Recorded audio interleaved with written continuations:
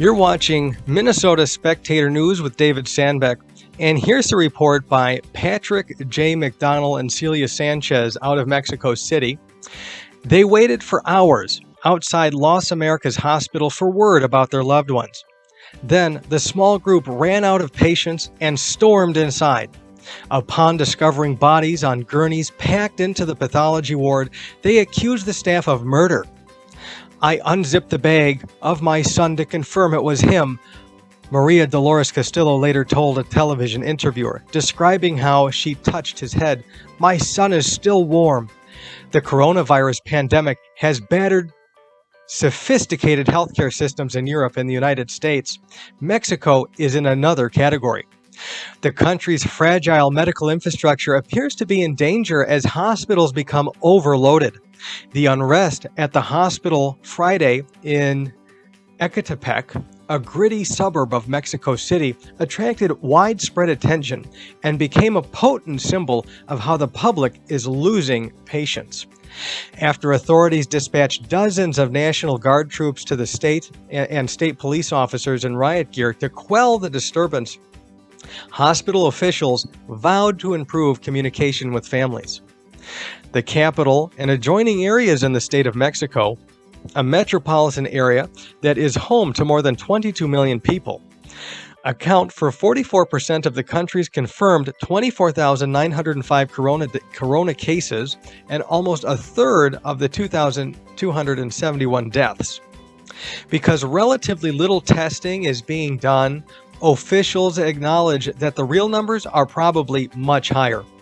Using estimates based on modeling, Mexican health authorities said they expected peak cases to peak this week. Medical professionals who complained publicly for weeks about shortages of masks and other necessities have expressed growing alarm. The situation in the hospitals in Mexico City is very critical.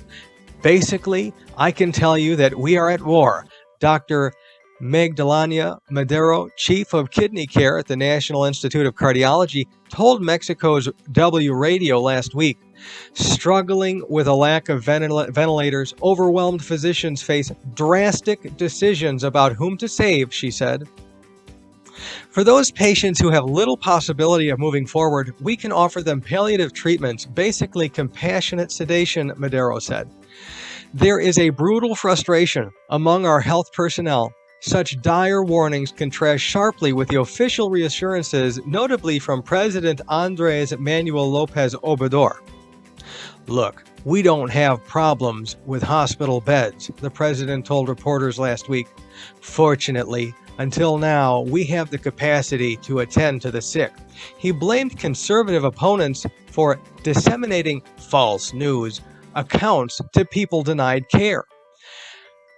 In the Mexico City area, however, at least 22 hospitals designated as coronavirus treatment sites, 40% of the total, had run out of beds by Monday, according to an official city website. Outside the November 20 National Medical Center in the Valley Sur neighborhood, a banner declared, "For the moment, we have exceeded our capacity to attend to patients with coronavirus COVID-19, and we have no more beds available. We appreciate your understanding." Mexico City Mayor Claudia Sheinbaum said last week that 68% of Mexico City hospital beds for the coronavirus cases were occupied. On Monday, she added that 60% of the 1,700 beds in the metro area are equipped with ventilators and were in use. Authorities have been scrambling to transform other facilities, including a bank building, a car racetrack, and military hospitals into treatment hubs. On Monday, the government said the former presidential compound of Los Pinos would be converted into a hostel for besieged medical workers. People with symptoms can call 911 or text a hotline. Those judged to require hospitalization are referred to facilities that still have beds available. Ambulances are dispatched in emergency cases. For care, most Mexicans rely on the country's long-neglected public hospitals, especially the vast network run by the Social Security Institute, a lumbering bureaucracy that boasts of being part of the largest public health service in Latin America.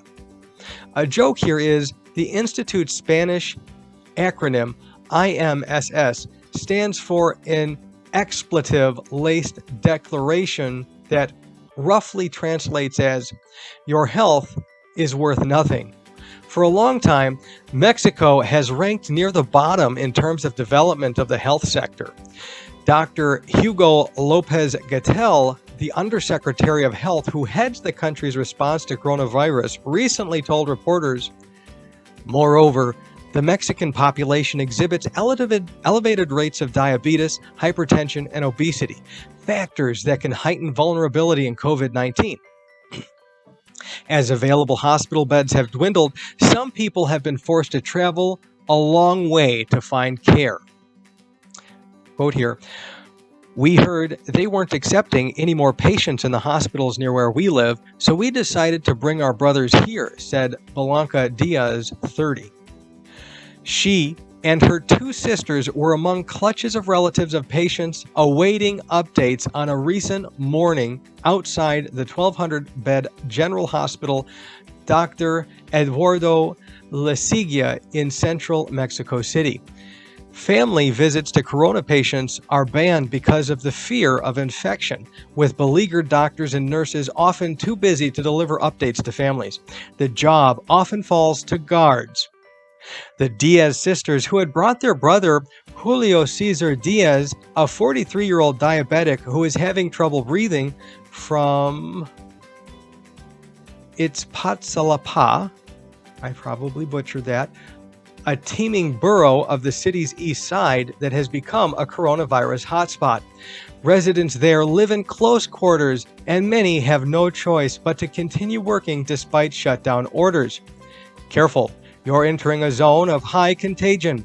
Read yellow banners that officials have raised in Iztapalia. I probably butchered that. And other high-risk precincts. Julio Diaz died the day after he was hospitalized. Doctors told the family that he had succumbed to complications from coronavirus.